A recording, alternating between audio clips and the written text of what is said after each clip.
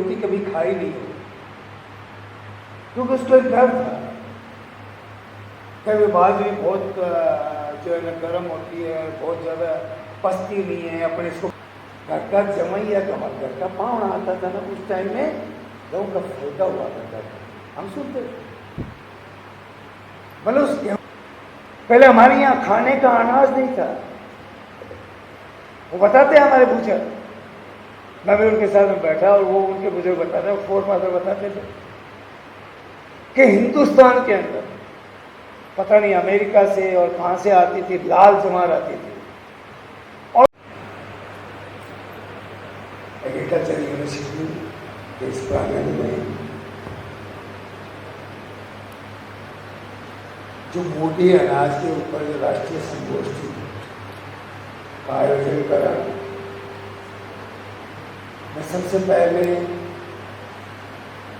University के ऋषि साहब को और यूनिवर्सिटी के सभी वैज्ञानिकों को, सभी स्टाफ को, सबको बहुत धन्यवाद देना चाहता हूँ कि आपने जो विषय इस संगोष्ठी में रखा है, आज के वक्त में इस विषय की बहुत ज़्यादा जरूरत थी, और जरूरत के मुताबिक आपने इस संगोष्ठी रखी। इस संगोष्ठी के अंदर विराजे हुए सभी अभी आपके सामने अपने विचार रख रहे थे डॉक्टर के सिंह जी, पूर्व कुलपति बिहार कृषि विश्वविद्यालय सबोर भागलपुर, सामान्य गोविंद सिंह जी, पूर्व निदेशक अनुसंधान और पूर्व कुलपति माधव विश्वविद्यालय आबू रोड, और हमारे इस विश्वविद्यालय के कुलपति डॉक्टर अरुण सिंह जी, माननीय कुलपति स्वामी केशवानंद, राजस्थान कृषि विश्वविद्यालय बीकानेर, डॉक्टर विमला डुगवाल जी, अधिवक्ता, सामाजिक विज्ञान महाविद्यालय और संयोजक इस राष्ट्रीय आपके संगोष्ठी के, सामान्य अजीत कुमार गोदारा जी, सचिव स्वामी केशवानंद, राजस्थान कृषि विश्वविद्यालय, और विश्वविद्यालय के सभी सम्मानित अधिवक्ता, निदेशक, अधिकारी, शिक्षक, कर्मचारी, संगोष्ठी में भाग लेने वाले सभी वैज्ञानिक, अनुसंधान विद्यार्थीगण, उपदेशक दिया। ऐसे अभी सामान्य ए.के. सिंह जी ने और गोविंद सिंह जी ने, बीच में हमारे मैडम ने भी जो है इसके बारे में पूरी जानकारी और पूरी जो है किस तरीके से हमें आगे आने वाले समय के अंदर काम करना है। शहर के अंदर बैठा हुआ कोई भी व्यक्ति नहीं सम बाजरे की रोटी कभी खाई नहीं हो, क्योंकि उसको एक डर था कि बाजरी बहुत जो है ना गर्म होती है, बहुत ज़्यादा पचती नहीं है, अपने इसको पचा नहीं सकते। और 2018 में जब इस पर जो है ना विशेष जो है हम लोगों ने काम शुरू किया इस मोटे अनाज के बारे में, चाहे आपका रागी हो, चाहे जवार हो, चाहे बाजरा हो। आज जवार जो है मोटे मोटे घरों में, जो बड़े बड़े कॉर्पोरेट घराने हैं, उनके घरों के अंदर जो है ना बाजरी और जवार का उपयोग किया जाता है। उसकी चाहे रोटी बनाओ, चाहे अलग जो आपके प्रोडक्ट है, वो जो ना बड़े शौक से खाते हैं।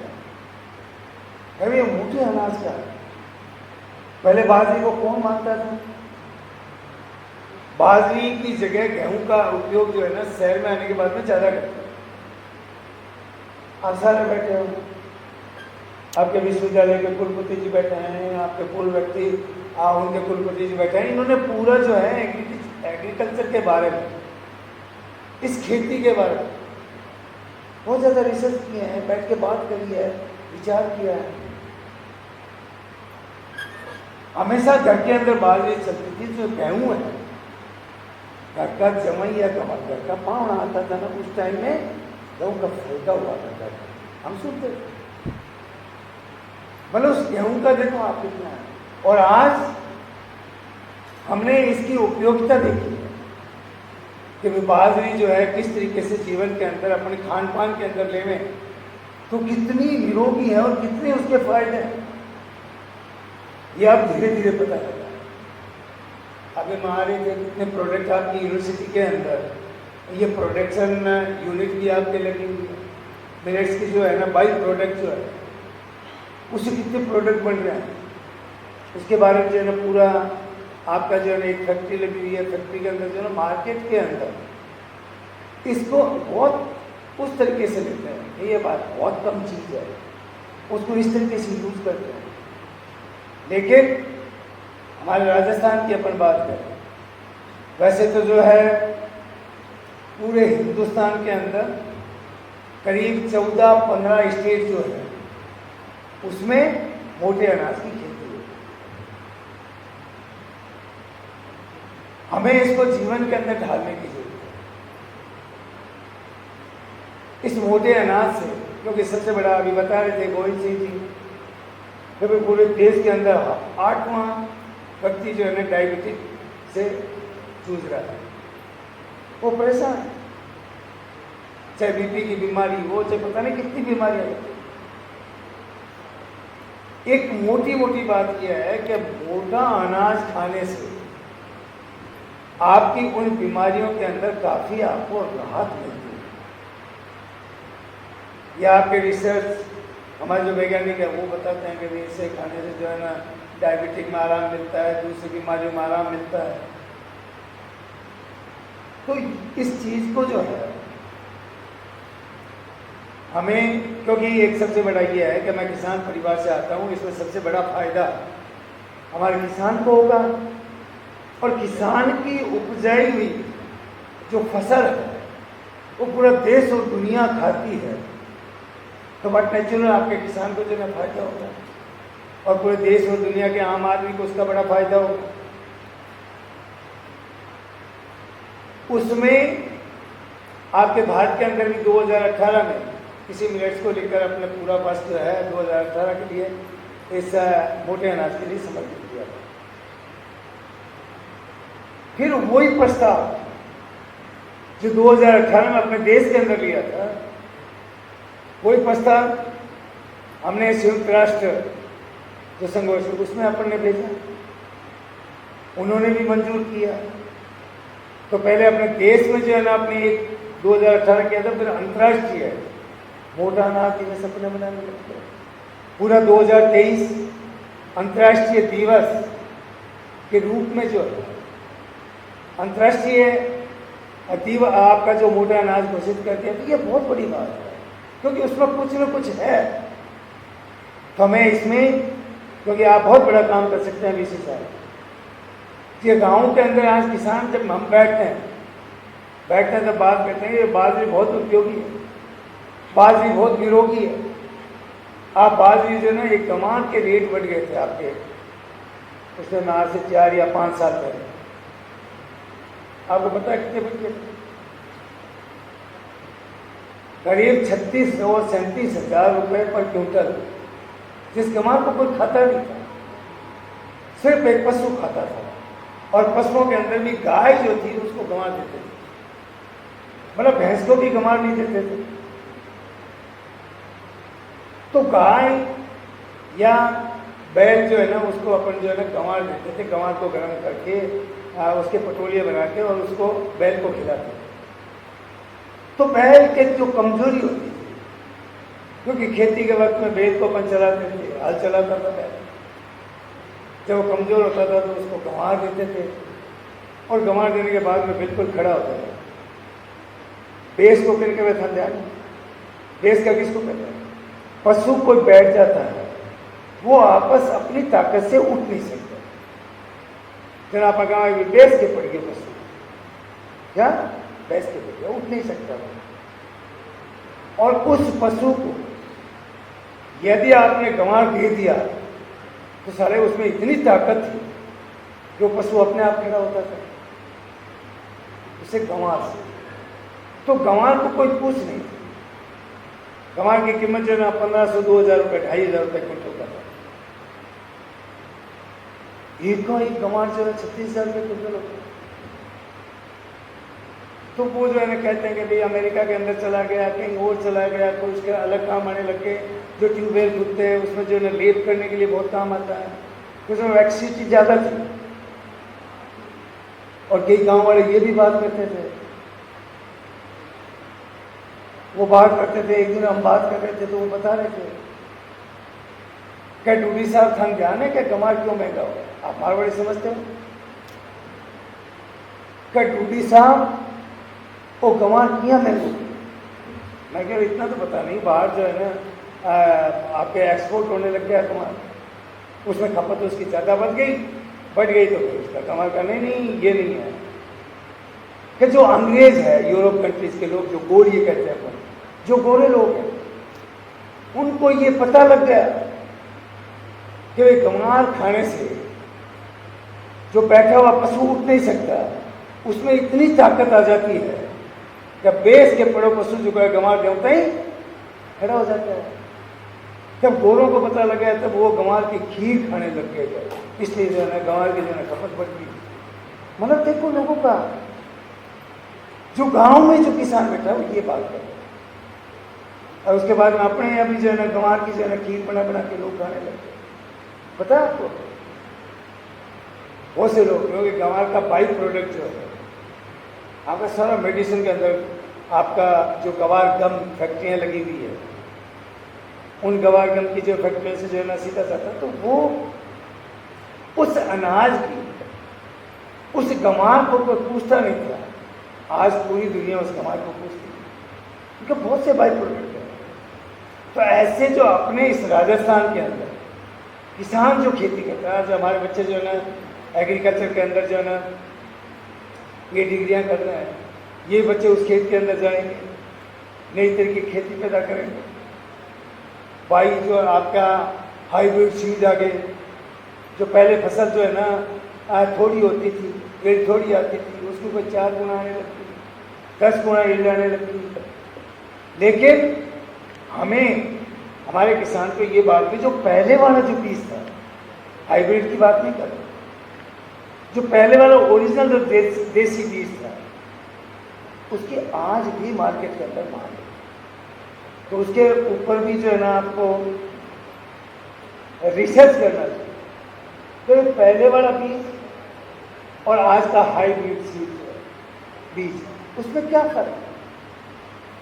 वैज्ञानिक ने रिसर्च किया और ये बीज बनाया, और बीज बना के दिया, इस बीज से जो है ना पहले जो देसी बीज था, उस बीज से इसकी 4 गुना जो है ना गिर जाएगी।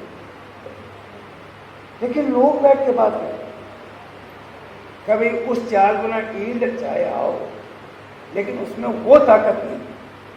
बाजरी का भी आप देख लो, बाजरी में जो हाइब्रिड आ गया, उसमें आप जो बाजरी 1 बीघा के अंदर, गांव के अंदर 2-2.5 कुंटल के करीब जो है ना होती थी। ये जब 3 कुंटल होगी, 3.5 कुंटल होगी, उससे ज़्यादा देसी बाजरी होती नहीं थी। आज जो अपने जो शंकर बाजरा है, पता नहीं क्या क्या जो है ना नामों से जो है ना आपके हाइब्रिड सीड आया, उन्होंने 1-1 बीघा के अंदर जो है ना 6-6 कुंटल होगी, उससे जस्ट डबल होगी। लेकिन एक देसी बाजरी आप खाते हो और एक हाइब्रिड सीड जो है बाजरी, जो शंकर बाजरा हो, कोई भी हो, उसका आप जो लेते हो, तो उसके टेस्ट में, उसकी ताकत में, उसके फायदे में उसका फर्क होता है। तो मेरा कहने का आज इस संगोष्ठी का जो तात्पर्य उद्देश्य, उस संगोष्ठी का तात्पर्य उद्देश्य कि आने वाले समय के अंदर इस मोटे अनाज की पूरी देश और दुनिया के अंदर बहुत ज़्यादा जरूरत रहेगी। इसलिए हमारे किसान के बीच में बैठ के, क्योंकि आज इस संगोष्ठी के अंदर हमें सबसे बड़ा जो काम करना था बीसी साहब, गांव के उन किसानों को लाकर यहाँ बिठाना था। वो गांव के लोग इस बात को देखते, कभी हमारे जो बच्चे जो है ना एग्रीकल्चर यूनिवर्सिटी में पढ़ रहे हैं, वो जो है खेती के अंदर जो नए नए आविष्कार करेंगे, वैज्ञानिक बनेंगे, बहुत बड़े आदमी बनेंगे कि खेती किस तरीके से, हम पहले हमारे जो फोर फादर करते थे, वो आज किस तरीके खेती होगी, आने वाला समय किस तरीके से हमारी खेती होगी। अब हम ये भी सुनते हैं कि आपका खेती जो है कंप्लीटली बिना, क्योंकि लैंड रही नहीं है, ज़मीनें धीरे धीरे छोटी होती जा रही है। ज़मीनें तो आप ज़मीन को बढ़ा नहीं सकते, ज़मीन तो उतनी रहे, मतलब उस ज़मीन को, कम थोड़ी ज़मीन के अंदर भी आपको खेती करनी है और जनसंख्या बढ़ रही है। तो यील्ड भी उससे आपको ज़्यादा लेनी पड़ेगी। तो ये सारे आविष्कार हमारे जो बहन और भाई जो बच्चे बैठे हैं, ये आने वाले समय के अंदर इसमें एग्रीकल्चर के अंदर एक नया इतिहास रचने का काम करेंगे। हम ये आपसे आशा करते हैं। तो मैं बता रहा था किसानों को लाने की बात, क्योंकि अब हमें जाना पड़ेगा गांव में। यहाँ हमने जो बैठ के अपने बात कर ली, कभी 2 दिन की संगोष्ठी चलेगी, ये इनको सबको पता है, जो बैठे हैं उनको पता है कि इससे क्या फ़ायदा है क्या नहीं है। हमें उन लोगों को बुलाना कि जिनको इस चीज़ का पता नहीं, जिसको इस मोटे अनाज से वो डरते हैं कि नहीं बाजरी खाने के बाद में बाजरी बचेगी, उन लोगों को लाके और ये चीज़ आपको बताने की ज़रूरत है। जो इसमें आगे, क्योंकि इसमें व्यापारी भी बहुत जुड़े हुए हैं। मेरे पास में जो राजस्थान सरकार ने 2019 के अंदर पॉलिसी बनाई, तो किसान को फायदा कैसे पहुंचा सकते, किसान की आय जो है किस तरीके से बढ़ सकती है, किसान किस तरीके से सुखी और सशक्त और मजबूत हो सकता है, किसान का परिवार किस तरीके से एक अच्छे तरीके से जो जीवन यापन कर सकता है, इन सारी बातों को सोचकर हमारी सरकार ने 2019 के अंदर पॉलिसी बनाई। उस पॉलिसी में हमने रखा हुआ किसान जो कि Rajasthan state agro industry development board बनाया कि इससे किस तरीके से किसान की हम मदद कर सकते हैं, किसान को सशक्त और मजबूत कर सकते हैं, किसान की आय को बढ़ा सकते हैं। कि बोर्ड जो है बहुत अच्छे तरीके से काम कर रहा है। हम उस किसान के साथ में बैठकर और उस किसान के साथ में हम एक सीधा संवाद करते हैं कि भाई आपकी जो फसल है, जैसे बाजरी है, आज बरसात के वक्त में जो है ना बाजरी होती है, तो बरसात के सीजन आएगी, बहुत अच्छी बाजरी हो जाके और अपने घर के अंदर जो खाने की जितनी उसको बाजरी की जरूरत है अपने अनाज की, वो अपने घर पे रखता है, बाकी मार्केट में बेचता है। तो सीधा जो है उसका किस तरीके से उस फसल के अंदर वैल्यू एडेड करके, और जिस तरीके से हमारे पूर्व वक्ताओं ने जो बताया वैल्यू एडेड का, उसमें वैल्यू एडेड करके और किसान को बहुत बड़ा अपन फायदा दे सकते हैं कि वो अपनी फसल एक प्रोसेसिंग यूनिट लगा के बाजरी के बिस्कुट बन रहे हैं। बिस्कुट एक डब्बा आपका जो है 5 रुपये में भी आपको बिस्कुट मिलेगा, और 50 रुपये में भी बिस्कुट मिलेगा, और 500 रुपये में भी मिलेगा, और 5000 रुपये में भी आपको बिस्कुट मिलेगा। ये बिस्कुट जब काम जो लिया जा रहा है वही लिया जा रहा है, ब्रांड बनते जा रहे हैं आगे। कभी ये ब्रिटानिया का बिस्कुट है, ये घर पे जो है ना आपके बीकानेर के अंदर जो आज भी बिस्कुटों की गली के नाम से फेमस है, बिस्कुटों की गली उसका बनाया हुआ बिस्कुट और ब्रिटानिया और बड़ी कंपनियों के बनाए हुए बिस्कुट, उसमें भी रेट का फर्क है, जबकि वो उससे अच्छा है, वो उसको ब्रांड नहीं कर पा रहा। इसलिए ब्रांड का भी बहुत बड़ा जो है ना आपका कि आज ये बाजरी के बिस्कुट जो है वो भी जो है आप एक ब्रांडेड करके उसको मार्केट में देश और दुनिया में बेचोगे तो उसका फायदा किसान को बहुत बड़ा हो सकता है। और यही काम हमारा बोर्ड कर रहा है कि आज जो हमारे बहनें और भाई जो बैठे हैं, आज इस यूनिवर्सिटी के अंदर आप स्टडी कर रहे हो, आप पढ़ रहे हो, आज एग्रीकल्चर यूनिवर्सिटी के अंदर एग्रीकल्चर कॉलेज जो है, आज गाँव के अंदर हमारी ये मांग आ रही है, कभी स्कूलों के अंदर भी एग्रीकल्चर सब्जेक्ट खोलो। पहले कोई नहीं मांगता था, क्योंकि इस आने वाले समय के अंदर हमें इस क्षेत्र को, इस पूरे सेगमेंट को एक बहुत अच्छे तरीके से इसको आगे बढ़ाने की जरूरत है। तो मैं सभी मेरे बहन भाइयों को, जो आप शिक्षा ग्रहण कर रहे हैं, या आप भी जो है उन खेतों के अंदर जाके देखो तो किसान अपनी फसल पैदा कर रहा है। आप पे बहुत बड़ी आशा है कि हमारा बच्चा जो है ना एग्रीकल्चर यूनिवर्सिटी में पढ़ रहा है, हमारी बहनें पढ़ रही है, इसलिए आपको, क्योंकि आज समय की मांग है और इस समय को देखते हुए आपको और ज़्यादा मेहनत करनी है। आप मेहनत करोगे, इस देश को आगे बढ़ाने में सबसे बड़ा काम किसी ने किया तो श्वेत आपकी जो है हरित क्रांति ने किया था, जो स्वर्गीय इंदिरा गांधी लेके आए। पहले हमारे यहाँ खाने का अनाज नहीं था, वो बताते हैं हमारे बुजुर्ग, मैं भी उनके साथ में बैठा और वो उनके बुजुर्ग बताते हैं, फोर फादर बताते थे कि हिंदुस्तान के अंदर पता नहीं अमेरिका से और कहाँ से आती थी लाल जवार आती थी, और उस लाल जवार के लिए हमारे लोगों को वो भी पूरी नहीं मिलती थी उनको, जिस तरीके से, क्योंकि लाल जवार आप पशु भी नहीं खा सकते। वो दिन जो है हमारे बुजुर्गों ने देखे हैं। आज हमारा चाहे गेहूं की बात लो, चाहे हमारे और अनाजों की बात लो, चाहे चावल की बात लो, चावल के अंदर दुनिया मतलब लार्जेस्ट जो है ना प्रोड्यूसर चावल के अंदर है, और चावल का एक्सपोर्ट सबसे लार्जेस्ट जो है दुनिया के अंदर हिंदुस्तान भेजने का काम करता है। तो उस हरित क्रांति को लाने से उस पर हमारी सरकार ने फोकस किया, हमारे नेताओं ने फोकस किया, तब जो है आज और ज़्यादा जरूरत है। दुनिया बढ़ रही है, हमारे हिंदुस्तान में जनसंख्या बढ़ रही है, जमीनें कम होती जा रही है। अब तो आने वाले समय के अंदर खेती होने लगी, खेती बगैर जमीन होगी। आपका वर्टिकल यहाँ उठा दिया, इसके ऊपर कर दिया, इसके ऊपर कर दिया, इसके ऊपर कर दिया। आज नहीं देखते आपके बड़ी बड़ी जो मेट्रोपॉलिटन सिटीज है उसके अंदर किस तरीके से बालकनी के अंदर भी जो है ना वेजिटेबल उगाने का काम कर रहे हैं। एक छोटी बॉम्बे और बड़ी जो है मेट्रोपॉलिटन सिटी में आप किस तरीके से जो है ना वहाँ बैठ के अपने जो है खाने वाली सब चीज़ उगा लेते हैं, क्लीनली कर लेते हैं। तो ये आने वाला वक्त ऐसा ही होगा।